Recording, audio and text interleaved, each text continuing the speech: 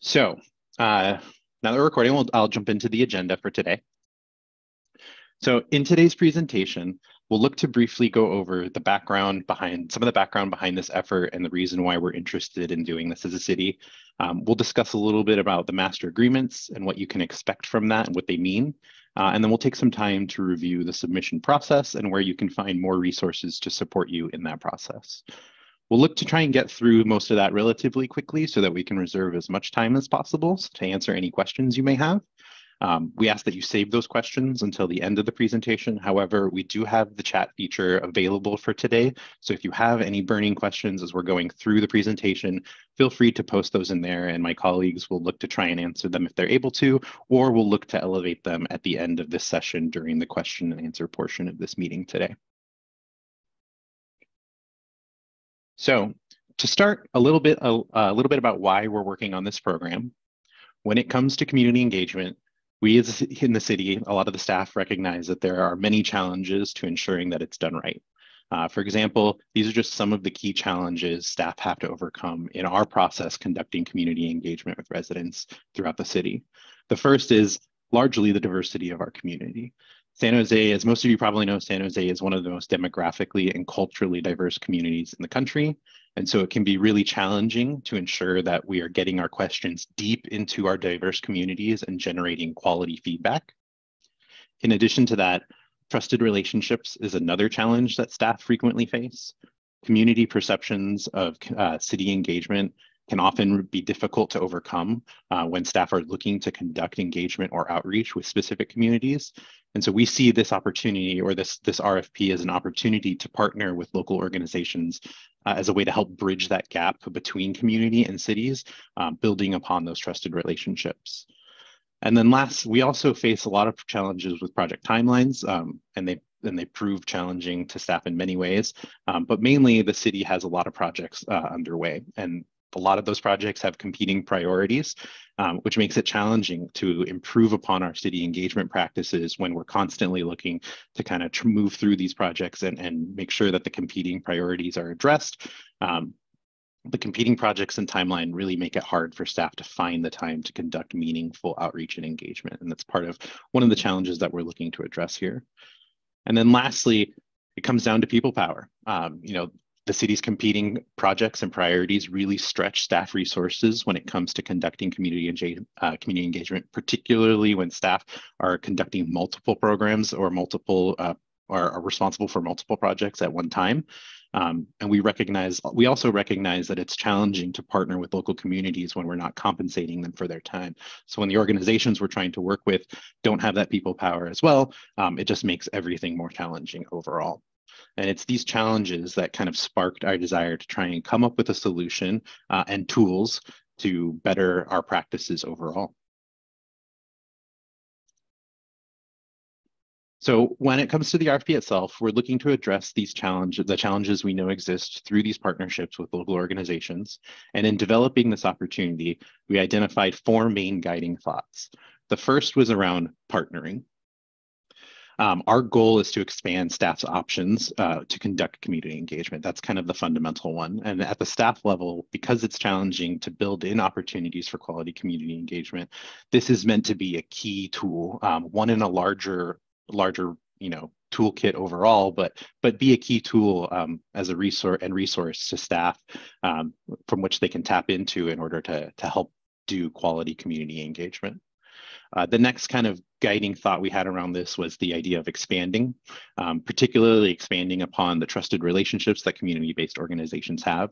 We recognize the important role that your organizations play in our neighborhoods and in our communities, and we're seeking to elevate that involvement in our practices when it comes to community engagement, expanding upon those relationships and trust in the process, but also helping the city to build better relationships and trust with community throughout the city.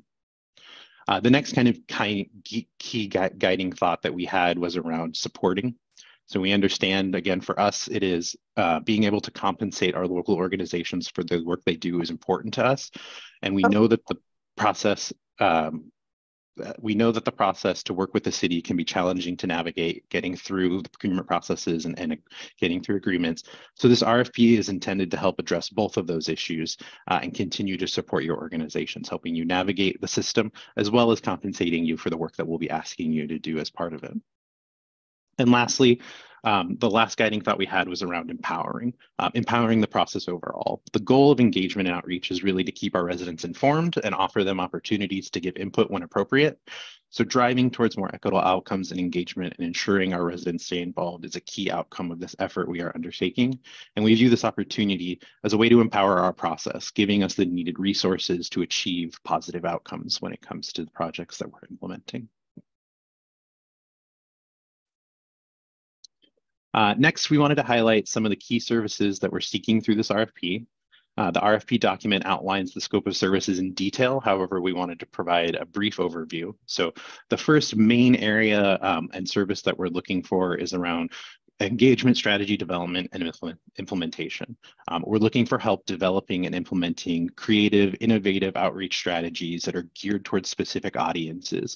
And we're looking to your organizations for some of that insight. The next key service is around targeted population outreach, ensuring that outreach materials and event opportunities and engagement opportunities are known to all residents, especially those that have been historically underrepresented. And we see your guys' place-based organizations or community-based organizations as an opportunity to dive deeper into those targeted populations that we have not done a great job engaging historically. The next key skill that we're looking for is around community engagement or community event facilitation, helping us to facilitate meetings with community members and actually implement them, and also developing some of those events so that we can look to bring in new ideas, fresh ideas, and try and make them as engaging and creative as possible. And then lastly, surveying, analysis, and evaluation of community feedback. Conducting the engagement is really only the first half of the step. The next step is gathering that information and understanding that feedback. And it's a whole nother aspect of what we need and we need support with. And so we're looking to try and build upon build upon what we have so that we can better understand the feedback that we're receiving from community and implement those into decision-making or recommendations that staff are making. So lastly, we wanted to give you an idea, a little bit of how this will work and what to expect about the master agreements. So through this process, the City Council will approve master agreements with each organization.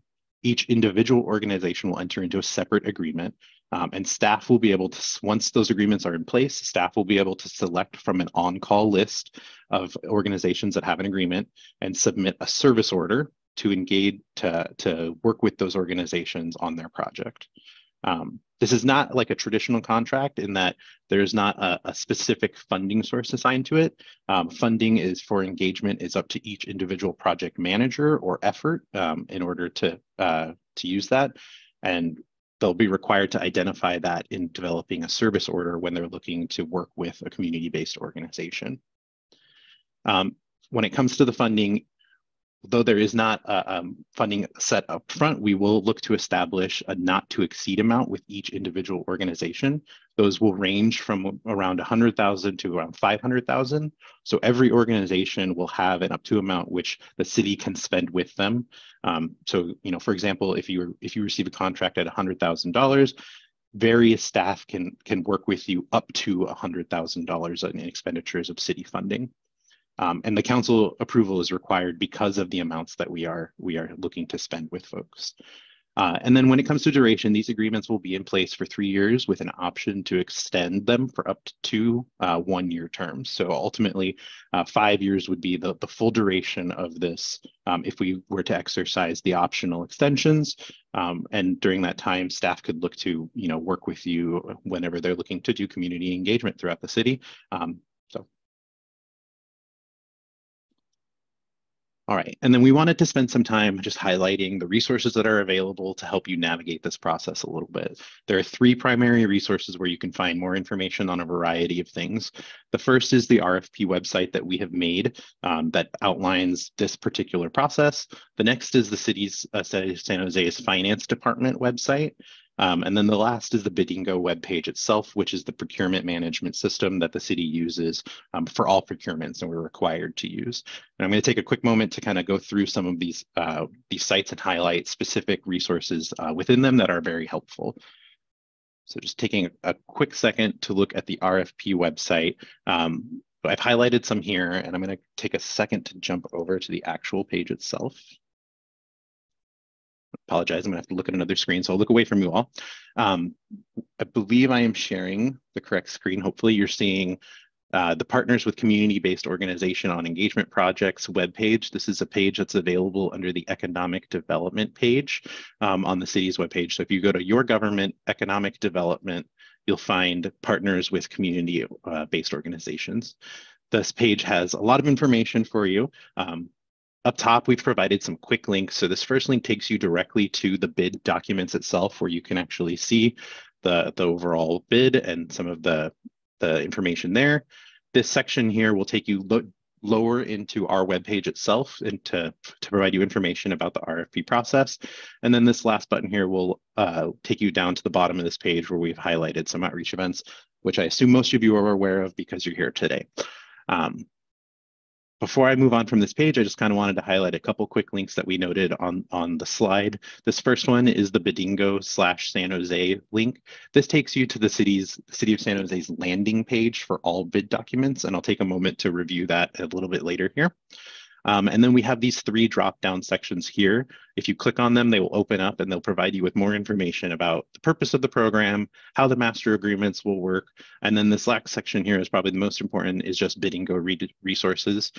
So there are a number of resources that you can come through in here to find information on everything from the local and small business preference to general FAQs that the City of San Jose is frequently asked about working with Bidingo. That's pretty much it for this page. It's pretty straightforward, but it does provide you with some really good resources in terms of finding the application itself and just some general information about the project.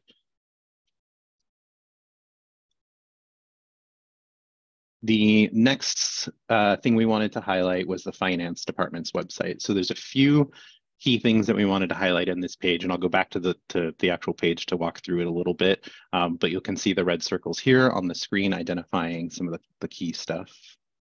And jumping back to our web pages, hopefully now you're able to see the finance page. So this is the purchasing section of our finance department's page. In this situation, you're going to go to Your Government, you're going to navigate to Finance, which is here.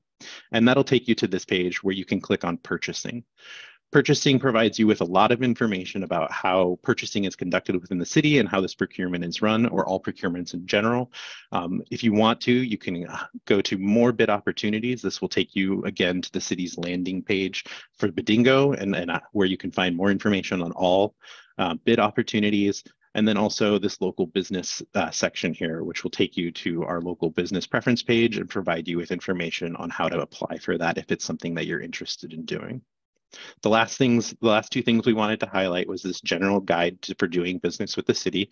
It does a good job of just providing you with some basic information about how procurements work and how working with the city goes.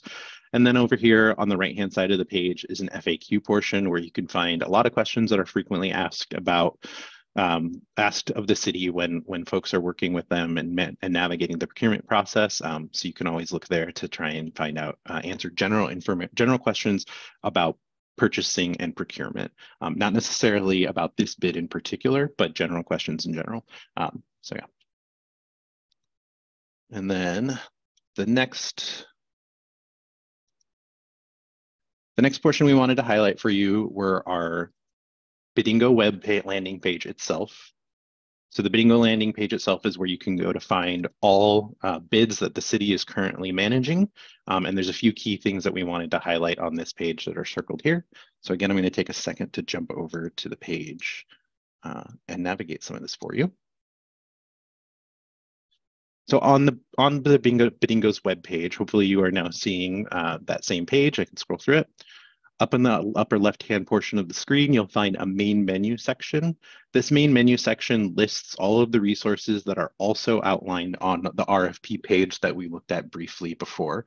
So if you go to the RFP page, You can find these same resources, but they're here on the city's landing page for Bidingo as well. You can also register as a vendor. So if you have yet to register as a vendor, this is where you would click to register your organization or update any information you need to about your organization.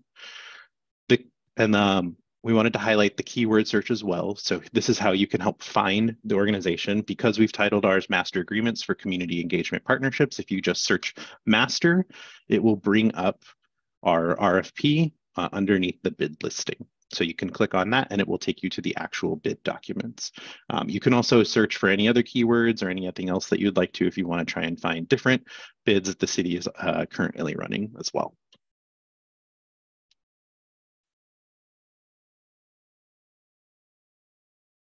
And then the last portion that we wanted to highlight, last resource that we wanted to take some time to highlight was the actual Bidingo document itself, the website where you'll go to see our bid doc. And there's a few key resources we wanted to highlight at the bottom. So I'm going to take some time on that page as well.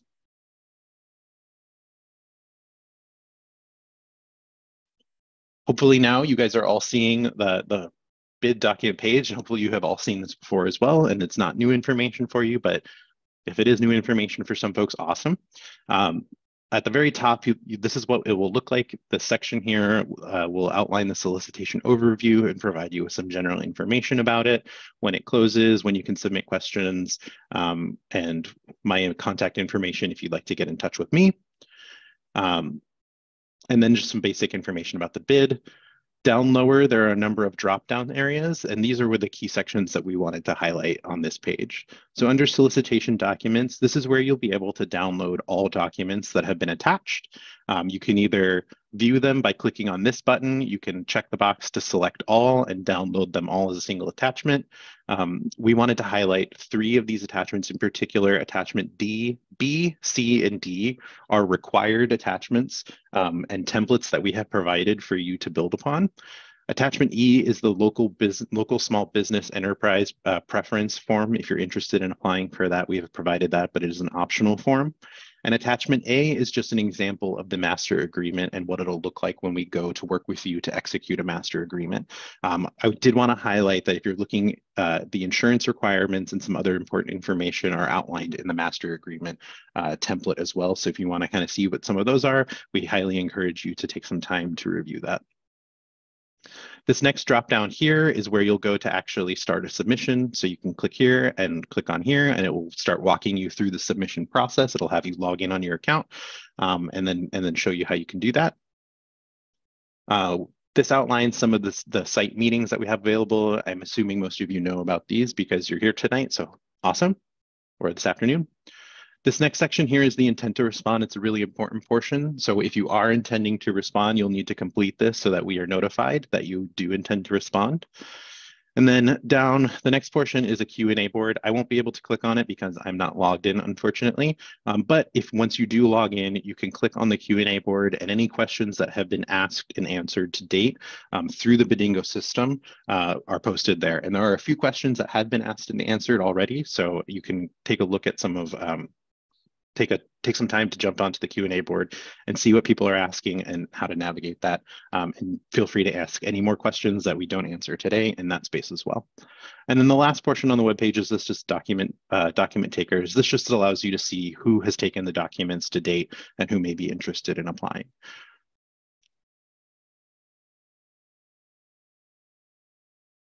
So that kind of concludes the resources that we wanted to highlight. The last thing we wanted to make sure you are all aware of, which you may be already, is our CBO networking event. On February 23rd, next week, Thursday, at the Roosevelt Community Center, we have partnered with the Silicon Valley Council of Nonprofits to host an in-person Q&A and networking event. So we will go over this presentation again, and there will be another opportunity to ask questions in person. But also, we have put together a little networking event to help organizations meet each other, get to know each other a little bit, understand the work that they do, and if they're interested in potentially applying collaboratively or developing a response collaboratively, which you can do for this, that is an opportunity for you to connect and find alignment where possible. So that concludes the overview of our presentation, and we are now at the question and answer section. So if there are any questions that you'd like to ask, feel free to raise your hand and we will go and go through in the order that we receive them. I am going to stop the share for now so that I can see folks raising their hand. Tamaya, I have a hand raised. Feel free to unmute. Hi, Zach. Thank you so much for all the information. And I'm with Breakthrough Silicon Valley in San Jose. I'm still confused on the purpose of, maybe I'm trying to articulate the question correctly. Can you share what the benefits would be of, the first step of this is to apply through, what is the system, Bandino? Bedingo. Bedingo? Yes. Rather than waiting for the city of San Jose to put out individual RFPs that are related to our work. Is this another, is this a system to create a different approach for organizations and for the city of San Jose?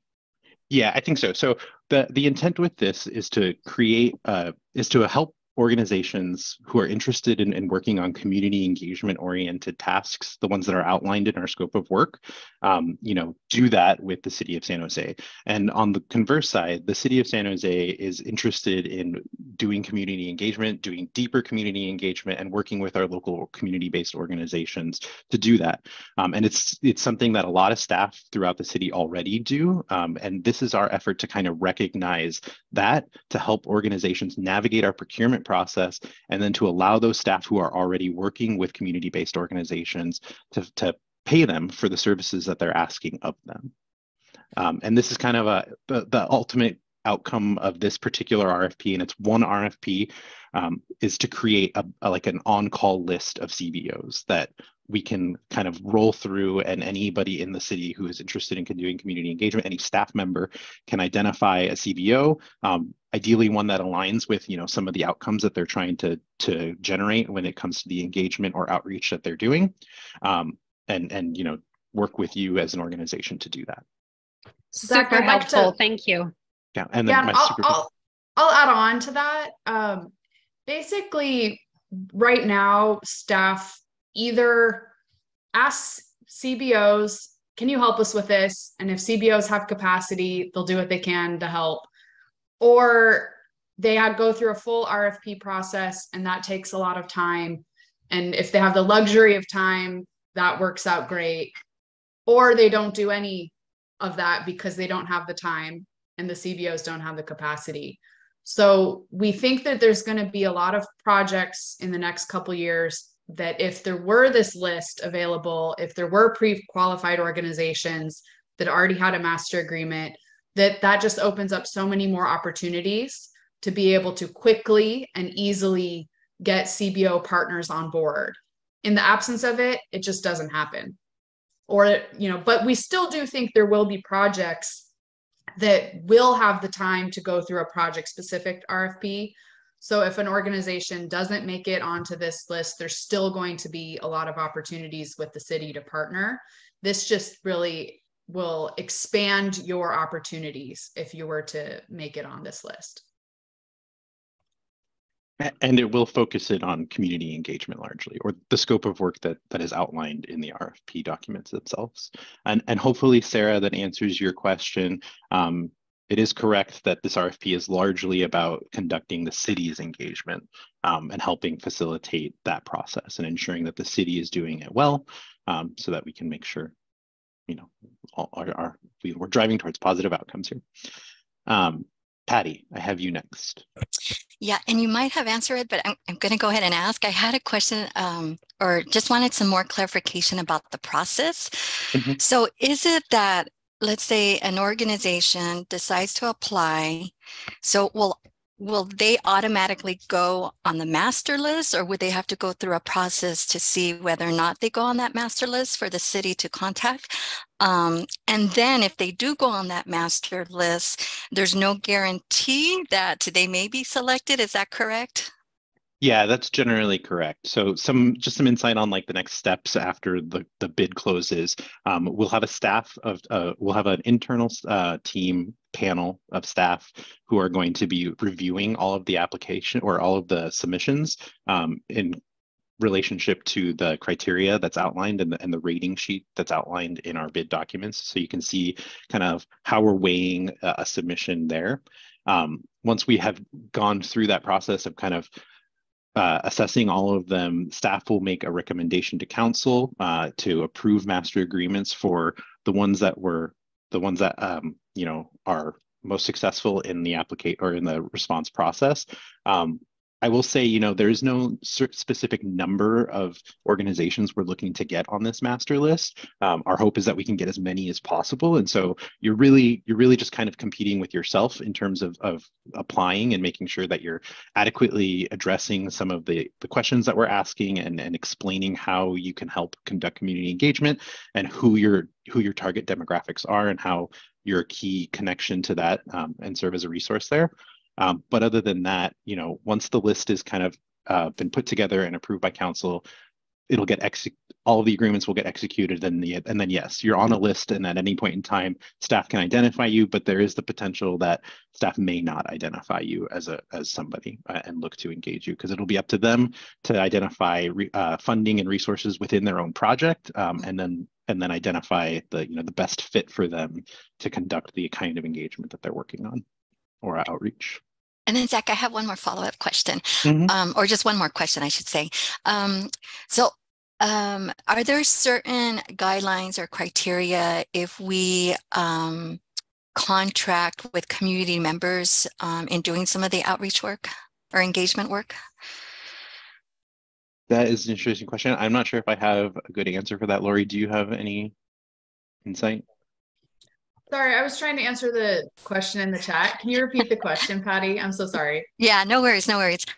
Whether or not the city has certain criteria or guidelines if an organization contracts with community members in doing some of the engagement and outreach efforts. I think we'll have to look into that. I don't know if Luce or someone from finance has any guidance on that, any specific parameters we have for when the community-based organizations work directly with residents. Is that the question, Patty? Can you restate your question, Patty? Yeah, no worries. And please let me know if I'm not being clear. Are there any guidelines? Does the city of San Jose have any guidelines or criteria for a CBO, an organization contracting with community members to assist in the engagement efforts? So in other words, you all would issue a contract, a subcontract to somebody else. Yes, that's correct.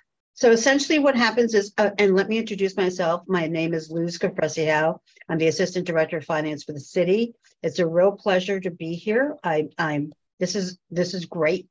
So that's my perspective. That's a start.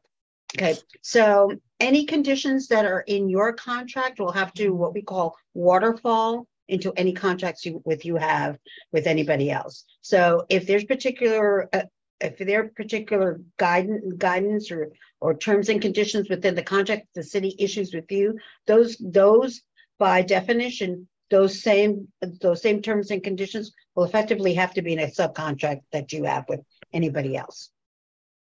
Okay, great. Thank you. Okay. Thank you, Patty. There are a couple questions in the chat, so I'm just going to elevate those really fast. From Catherine, what are the populations? What are the populations you are hoping to engage for input? And I think the answer to that is really as many populations as possible. You know, we understand that the San Jose is incredibly diverse, that there are people across the city that we are looking to engage. We know that we engage with folks, you know, certain demographics more than others on a frequent basis, and we engage with specific individuals more than others on a frequent basis. And so, you know, it's really, hopefully every organization can help us kind of identify, you know, a broader and broader subsect of demographics that we're engaging in, and opportunities to kind of dive into specific neighborhoods or specific areas or with specific demographics that you're most comfortable working with. The next question is from Sabrina. Does the CBO need to be physically based in San Jose to be eligible to apply? Working Solutions, the nonprofit I work for, serves San Jose, but our offices are located in San Francisco. I don't believe that you need to be physically located. Please correct me if I'm wrong, Luz or Lori, but there is a local business preference. And so if you are applying for that component, then that will provide you with some additional points and may elevate you over others, but not to say that you should be discouraged from applying for this opportunity either. That's right. That's right, Zach. Perfectly right. Thank you so much, Luz. Lori provided some responses to those as well, so I'll let folks read the chat if they want to see Lori's responses. What are the hard disqualifiers? I'm not sure if we have hard disqualifiers yet. Again, I think our ideal is that we can get as many organizations on our on-call list available for folks to do, available for our staff to work with. So to make yourself successful in the process is just really indicating how you meet some of those services that are outlined in the RFP. I'll emphasize a hard disqualifier would be submitting the proposal after the deadline. We just can't accept it after that. So if there are major pieces of it missing, entire sections missing, that's another hard disqualifier. Yeah, thank you for clarifying those. Fill it all out. Yeah. And the small business and local business preference form, we encourage you to look at that as soon as possible because it does require a couple steps and proof of things. So, one of those is having the local or San Jose business registration completed. And so that can take a couple days. So it's not something you want to put off till the very last minute. And I'll jump into the next question, Zach. Clarify what the exact funding responsibilities are and the specific example of if the city decides not to fund or utilize services. What does that mean exactly? So the thing with master agreements compared to a normal agreement is that we don't have to identify a funding source at the time we execute these master agreements. It's really just the ability for the city to contract. And so down the line, let's just say our Office of Economic Development has a project where we want to partner with one or more of the organizations that have a master agreement. We would then say, okay, we're going to use this funding pot, which has $100,000 in it, to put towards this partnership. And we would do the paperwork to encumber those funds at that time. There really are no funding responsibilities for the CBOs to be a part of this. There's no grant match. There's no obligation on the CBO's part. So it'd really just be at the time we have a project, if we think you're a good fit for it, we'd reach out to you, say this is what the contract would be for and for how long. And if we agree, we would go forward with a service order, and that locks in the kind of funding arrangement at that time. So this is just to say, if we get a long list of CBOs that have these master agreements and a couple of years pass, the agreement is coming to an end, that the termination date of the agreement comes about, there's a chance that the city didn't actually need the services under the master agreement, that we didn't end up working with you on a service order. That's definitely not the intent. The intent is to, take full advantage of these master agreements. But because it is project-based and funding-based, we just don't know kind of what the future holds for each individual organization that will get a master agreement. Thank you, Lori. I'll add too, as I mentioned earlier, throughout the city, there are many staff who are very passionate about community engagement and are looking to try and come up with more innovative, more impactful practices. And we're making them aware of this opportunity that we're creating. And we'll be creating a system within our own organization with which folks can navigate the service order process and contracting process and identifying, an organization to work with process. So that's kind of like some heads up internal work that we'll continue to do as a team to try and make sure that the city is aware that this resource exists, and that hopefully we're working with as many of the CBOs on the list as possible. And then a quick question from Stephanie: can you get multiple projects within the same agreement in term? Lori's providing a response: yes, it is likely or possible that could happen. If different staff are reaching out to you, then you could be working with multiple projects at any given time. Yeah, so the caveat is that if you're on multiple projects, the total cost of each project can't go above your master agreement limit. So if you have a master agreement limit of 100,000 and 2 projects, 50,000 each, you'd go right up to that limit and you would be maxed out at that point. Do you know, for typical projects like this, is this the kind of thing where like there's a bunch of like, say, $5,000 projects, or is it the sort of thing where there's like a few $50,000 projects? I don't. Lori, do you want to jump in there? This is kind of a brand new thing, and it's a bit of an experiment to see kind of how it comes about. I think that it's more likely that you would get closer to the 50,000 than a bunch of 5,000s. I think you all correct me if this is a bad assumption, but $5,000 might not feel like it's worth your time. Yeah, that's what I'm asking. Like a bunch of $5,000 projects it's not worth it. So, but if there were, and then you can't do staffing around it. So, yeah, I think the intent of this is really that a community engagement process is more than just a month or 2 of work. They're typically 6 months or a year or 2 years long, and we'd want to partner in it for the long haul that can be there at the beginning. And that's part of the value of doing it this way, is that because we can get you on board so quickly, you can be there at the beginning to help us strategize, implement, follow up, for the duration. So I imagine that it would be not a lot of $5,000 requests. And then I assume if there were, the fact that you're on the master list, like, if they reach out, you can say no, so you can decide if it's worth it or not, basically. So, yeah, it is a partnership. We'll be tracking this, and if staff are saying, we can't get any takers, we can evaluate that, and why not? And then on your end, if you're saying, hey, something isn't quite working for us here, like, we would want that feedback so that we could, just learn and grow and do better. With this, it's kind of a pilot. Yeah, and as I said, it is a partnership. We're looking to build partnerships and empower this process overall, and so hopefully that this allows us to kind of start walking towards that as a community and as a city. Paris, you had a question. Hi, Zach and everyone. First, it's great to be in community with so many community-based organizations that we've worked before on several projects like the census and COVID-19 financial assistance. So hello to everybody. I just had a follow-up question on the master agreement and also the potential service orders coming out of this.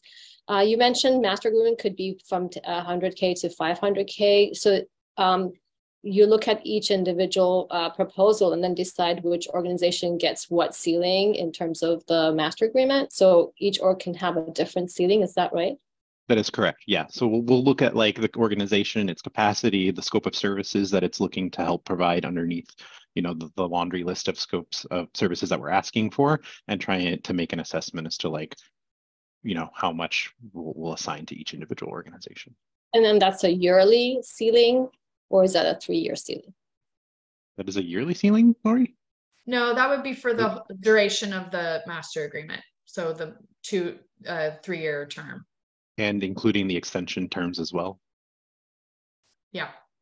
Yeah. So for the 3-year term, we have to go to council to approve this. We will identify the recommended organizations, their agreement limit, and a total amount that they all add up to. And that becomes kind of the pot of money. It's pretend money. It's not funded money, but the master agreement limit that we have to work with for this overall program. And so if we needed to go Beyond that, we would need to get further council approval.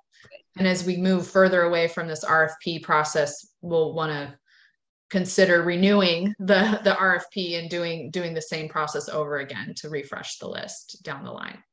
And then when it comes to a potential service order, it's not going to be another proposal. It will just be, hey, can you do this? And just sign an MOU under that project. So there's no need for us to submit narrative about that specific project and how we can complete it. It's already done. And all we need to do is just DocuSign an agreement. It's probably not going to be quite that simple because we're currently beginning to do this similar type of program with a bunch of consultants, so private consulting firms. And how we're supposed to do it is if we have a project that we want to use the bench for, we ask multiple organizations on the list for a quote and saying, we have this project, we think you might be a good fit, can you do it? And tell us a bit about why you would make a good partner. And so there's still there's a mini kind of less formal proposal process, but it's not through Badingo. It's more direct with staff. So it depends on the information that staff would need at the time to make a decision about who to partner with for that project. And then there's a service order that's just a couple pages long that does have the scope of work for that particular project, the contract amount, and that requires the signatures. So somewhere in between what you said and what this full RFP is. But I want to make sure, Luce, your hand is up if you have something to add to my responses here. No, I actually have a question. Oh, so okay. But I'll let Stephanie go ahead, and Paris finish.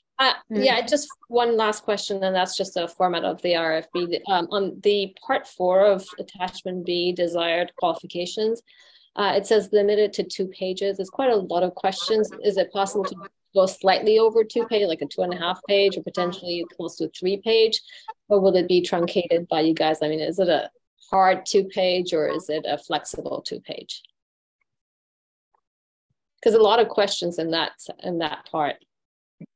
I think it's a flexible 2 page. We ask that you try and keep it as concise and as direct as possible, because if we end up with, there are 38 participants in this meeting, if we end up with 30 applications or 30 submissions, it will just take us all the more time, the more we have to review.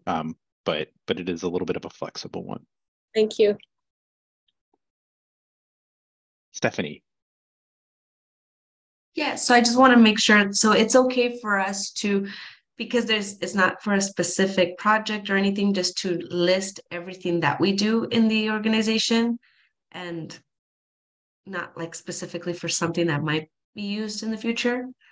Because we have different programs that go from education to technical assistance to giving one-on-one direct services. I think we would encourage you to focus it on the scope of services that's outlined in the RFP. So aligning the various aspects of your organization with what work is being asked. And I think that'll help navigate that. Okay. So like, if anything, like surveys, like to assist with surveys or we have a team that assists with surveys and they can help with that implementation, those kinds of things. And I would just add that, your cover letter could be a place where you give us a good sense of what your organization is about and the range of services that you provide as a core service. But as Zach said, the responses to the RFP questions about what makes you a good fit, you really want to zero in on how the work you do could help the city with outreach and engagement in the specific ways. So the more specific, the better. The more detailed, the more examples you provide, all of that will strengthen your response and make it more competitive. Perfect. Thank you so much. No problem, Stephanie. Luz. Okay. I just wanted to ask a question just for clarifying purposes. If organizations or entities participate under this master agreement, it does not preclude them from participating in other specific RFPs that the city has, right? So the cap underneath our master agreement under this procurement they can still, if there's something else that's completely separate from this, they can still participate and they can still submit proposals for those. Yes, that is correct. Yeah, Okay. the cap for this particular one will only be affected by the work conducted in relationship with this RFP. And anything else you guys are interested in working with the city on, we would love to have the partnerships across the board. Is there a listing of the needs? A question from Pastor Party. Is there a listing of the needs of the city? Yes, that is listed out in the bid documents themselves. So when you go to the solicitation page and you download the documents, there is a section called Scope of Work that outlines all of the list of needs that the city is looking for. Are there any other questions?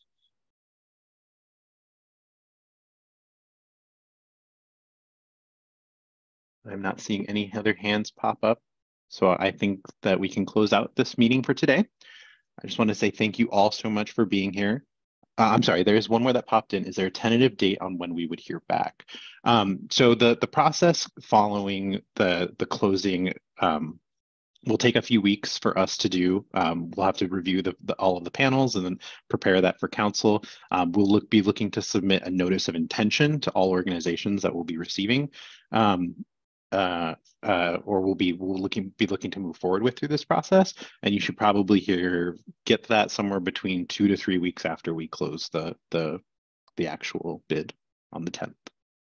Yeah, just to be super clear on that, the notice of intent to award will list out the ones that staff is recommending that will go to council for approval.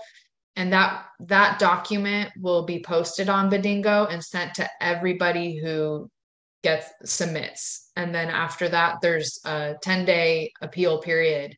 And so if you weren't on that list and had questions, that would be the time period to ask about that. So then shortly after, when that award period ends, then we would go to council, and there is a time frame leading up to that, which is another couple weeks. So the whole thing does get drawn out a bit, but we will do our best to stay in touch and keep you up to date about these various milestones for anybody who does put in a submission.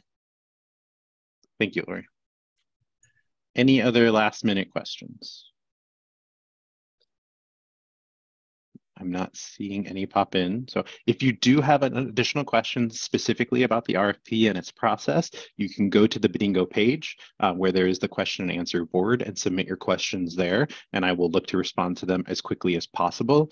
If you just have general questions about procurement process with the city, you can reach out to me as well. I will reshare the screen so that you guys can jot down my contact information, although it's kind of tiny here, but it